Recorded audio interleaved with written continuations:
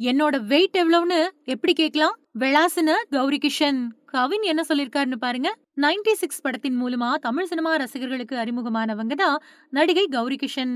Master, Karnan மாதிரியான வெற்றி படங்கள்ல நடிச்ச பின்னாடி மலையாள திரையுலகத்திலயும் தனக்குன்னு ஒரு இடத்த பிடிச்சாங்க.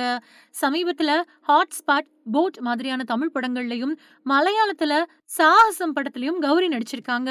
பேப்பர் ராக்கெட், சுழல் மாதிரியான வெப் சீரிஸ்லயும் தீவிரமா பங்கெடுத்து தமிழ், மலையாளம், தெலுங்கு அப்படின்னு 3 மொழிகள்லயும் கதாநாயகி அப்புறம் துணை நடிகையா தனித்துவமா நடிப்ப வெளிப்படுத்திட்டு வராங்க.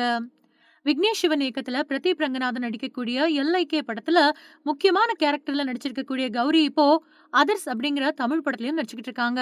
அந்த அதர்ஸ் படம் திரையரங்கங்கள்ல வெளியாக இருக்கு. இந்த நிலையில அதர்ஸ் படத்தோட பத்திரிகையாளர் சந்திப்பு நடந்துச்சு.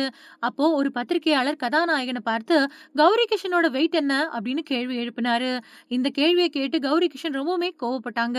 இத பத்தி அவங்க தன்னோட அதிருப்தியை வெளிப்படுத்தி, என்னோட வெயிட் பத்தி தனிப்பட்ட கேள்விகளை கேட்கறது தப்பு. நான் 20 கிலோ இருக்கலாம், 80 கிலோவாவும் இருக்கலாம். அத பத்தி நீங்க எப்படி கேட்கலாம்? அதுலயும் ஹீரோ கிட்ட என்னோட வெயிட்ட பத்தி கேட்கறது ஏன்? என்னோட வெயிட் தெரிஞ்சு நீங்க என்ன பண்ண போறீங்க? அப்படின்னு காட்டமா கேள்வி எழுப்புனாங்க. தொடர்ந்து பேசின கௌரி, ஆண் நடிகர்கள் கிட்ட இந்த மாதிரி தனிப்பட்ட கேள்விகள எந்த பத்திரிகையாளரும் கேட்கறதில்ல.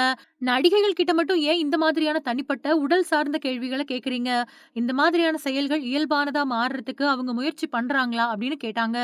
இதுக்கு பதிலளிச்ச அந்த நபர், நான் என்ன வெயிட் அப்படின்னு தானே கேட்டேன். அப்படின்னு சொல்லி நியாயமற்ற முறையில வாக்குவாதத்துல ஈடுபட்டாரு. அப்ப கௌரி, இந்த அரங்கத்துல இத்தன பேர் இருக்கீங்க. ஆனா அவர் கேட்ட கேள்வி தவறு அப்படின்னு யாருமே கண்டிக்கல. இங்க என்ன தவிர வேற ஒரு பொண்ணு கூட இல்ல. நான் தனியா நின்னு இந்த மாதிரி கேள்விகளையும், அவரோட வாக்குவாதங்களையும் எதிர்கொண்டுகிட்டு இருக்கேன் அப்படின்னு ஆதங்கத்தோட சொன்னாங்க. இந்த சூழ்நிலையில அந்த பத்திரிகையாளர் கௌரி கிஷனையே மன்னிப்பு கேட்க சொல்லி வாக்குவாதத்துல ஈடுபட்டாரு. ஆனா அதெல்லாம் முடியாது. நீங்க பண்ணது பாடி ஷேமிங் அப்படின்னு வெளாசி தள்ளினாங்க கௌரி.